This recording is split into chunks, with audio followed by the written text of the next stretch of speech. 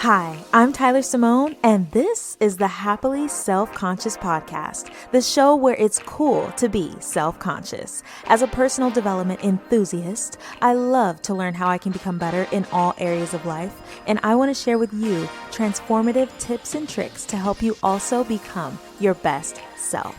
Together, we'll learn how we can become more self-conscious. Let's do it.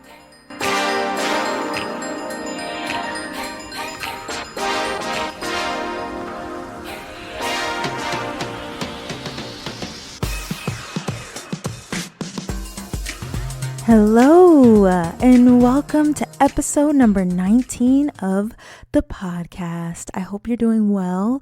Thank you so much for tuning in. For today's episode, I wanted to discuss criticism, specifically destructive criticism. True destructive criticism is a sinister weapon that I don't feel is talked about enough. It's not only a weapon, but a weapon of mass destruction. And that's just my honest opinion, but I really do think it's true. And I refer to it as a weapon because it's meant to cause destruction and pain to other people, plain and simple. So in this episode, I'll talk a little bit about what destructive criticism is, what it feels like and sounds like, what it actually says about the person who is doing the critiquing, why it's so dangerous, and more. Unfortunately, I think that we've all experienced unhelpful or hurtful criticism before. It's not nice. It can be extremely hurtful, but it is one of those things that I feel loses its power, honestly, if we know where it's coming from and why it's happening. So let's get into it. So what is criticism? Criticism is the expression of disapproval of someone or something based on perceived faults or mistakes. It's a critical observation or a remark and is unfavorable or unnecessary at times. There are many types of criticism, some of which can be helpful. That is true. But today, I wanted to touch on the negative side of criticism. It's the opposite of constructive criticism, and that is destructive criticism. Destructive criticism as a whole, it doesn't feel good, and it definitely doesn't feel good when it comes from someone you thought you could trust. First off, constructive criticism is a type of feedback that offers specific and actionable advice to help someone improve. It has a positive tone to it, and the goal is for someone to become better at something. When I think of constructive criticism, I think of someone, maybe highlighting something that they know that you can improve on with compassion. That's the key. There is no compassion in destructive criticism because the goal is to cause destruction in some way, shape, or form. And it can be driven by a lot of different things. Some of these things include jealousy, resentment, control, or a desire to harm the individual for whatever reason they may have due to their own personal issues. It has a tone that consists of blame and may be communicated to hurt or humiliate someone. Criticism, and in this case, destructive criticism, is not only a verbal assault, but it's also a control tactic that people and abusers use to feel more powerful, to take away the autonomy of someone else, to feel better than or superior. It's not a critique of the product, but it's a critique of the producer, so to speak. And I know this is not a positive topic, but I do feel like it's great to know because it helps us become better at detecting it and not absorbing it. That way we can simply observe it and exit stage left if we have to, because it isn't necessarily avoidable. One thing we can do is learn more about what it sounds like. Do you love to read, want to get more into reading, or just really enjoy personal development like I do? I invite you to join me over in the Happily Self-Conscious Book Club, a free virtual book club brought to you by bookclubs.com, designed for anyone who is looking to connect with other people who are on their self-growth journey. I am super excited about this new opportunity to connect with you and to discuss different ways that we can become so much more effective in the way that we show up in the world, personally and professionally. We are all so different. We're in different stages. We've learned different lessons so far, but we do have one thing in common. We are looking to become even better, smarter, and more efficient. I will be joining you and the other book club members live once a month to discuss our most recent book club pick, which will be an inspiring and life-changing self-help novel. So we'll be discussing topics like emotional intelligence, intuition, projection, perfectionism, charisma, presence, leadership, and so much more to help us all on our individual self-growth journeys. This book club is meant to foster community and to spark interesting conversations. I would love for you to join me in becoming even more self-conscious. Click the link located in the show notes to join today. It's just one click away.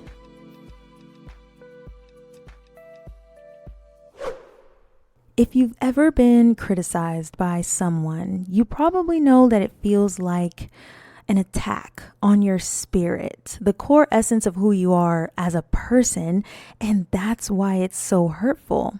In those moments when we are given helpful, constructive criticism, it's not that deep. It feels, pretty surface level if it's done in the right way, of course, with compassion and humility. Destructive criticism is unhelpful and it's damaging. The only person that it quote unquote helps is the person offering the criticism. And like I like to remember, it's a reflection of how they feel on the inside, because no one who truly loves themselves does this on purpose.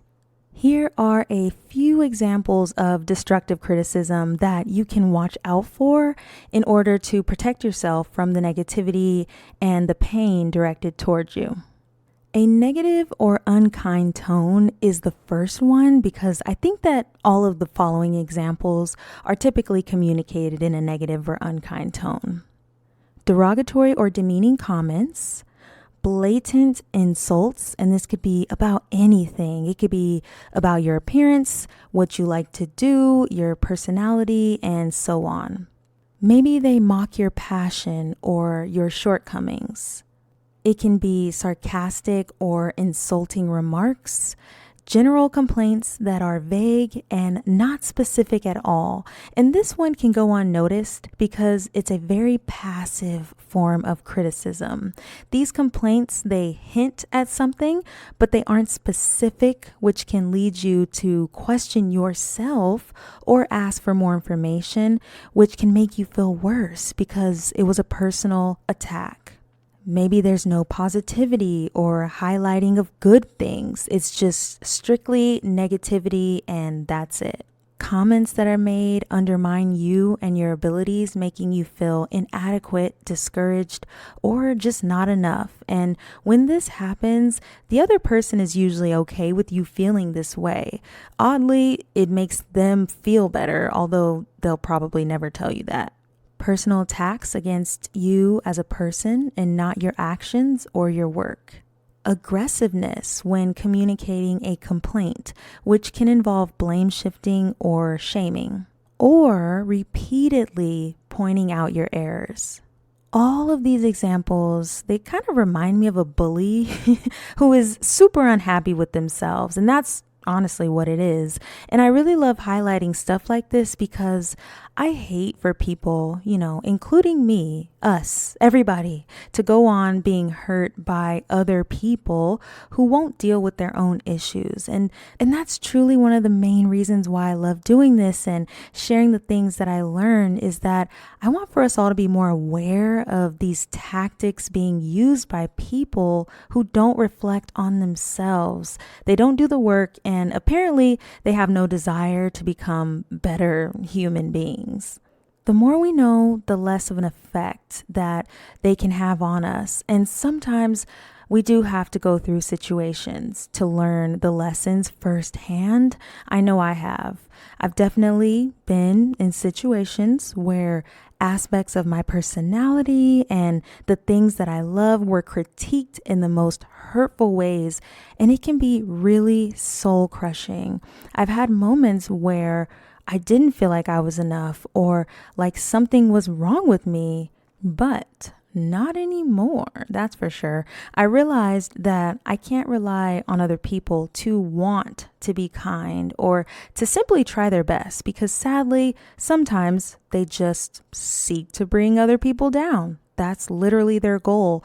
But once I started reading more books, learning that it's only a reflection of how they feel inside, and learning more about the tools and the techniques to protect myself, they just didn't affect me in the same way.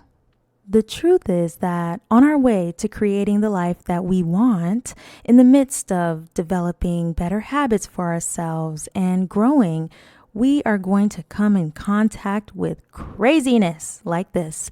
And it's better to know what's going on beneath the surface. There's just so much power in being able to see someone, like really see them and their true motives. There's just nothing better. Tactics like destructive criticism can have lifelong effects on you and cause you to lose yourself if you don't know what's happening. But knowledge is certainly power, and we're learning together.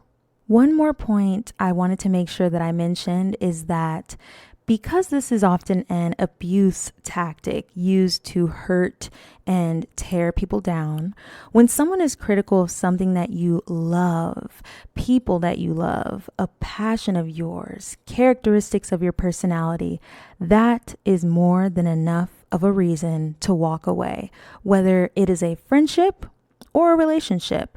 When we have allowed someone into our lives and we share our passions with them, we're open with them about our past, critique is not okay. When that happens, it feels a lot like betrayal because you've let that person in. It's incredibly hurtful and the trust is broken, like big time. So I would say that considering the source and what is being said is super important. Who is this person? What are they critiquing? Is it something that you told them in confidence? Is the critique followed up with something you can improve on? What's the tone of the conversation? It all matters so that you can determine the motive behind the criticism. Some of you might have heard this quote before. It's pretty popular. Thieves don't break into empty houses, meaning someone goes after what they see as valuable. When someone wants to knock you down, they will often aim for the things that make you the happiest or the things that make you who you are, because who you are and what you have inside of you is valuable. That's how pain manifests. That's what it turns into. Unaddressed pain that someone else has. So don't forget that, and don't take on someone else's pain because they don't want to deal with it themselves. And with that, I will leave you with this quote. Don't be distracted by criticism. Remember, the only taste of success some people have is when they take a bite out of you. I mean, that just sums it all up, doesn't it? I really hope you enjoyed this episode. I hope it was helpful. Feel free to drop an episode suggestion down below in the podcast suggestion box. I'd love to know which topics you're interested in. Oh, and join me over on Instagram at Miss Tyler Simone and at happilyselfconscious, which I just launched, by the way, and I'm super excited about it. I love to connect with you there as well. I will see you here next week for another episode. If you enjoyed this episode, be sure to click the follow button so you don't miss future episodes. And if you see another one on the list that you think looks interesting, take a listen or just download it for later. I'll see you next time.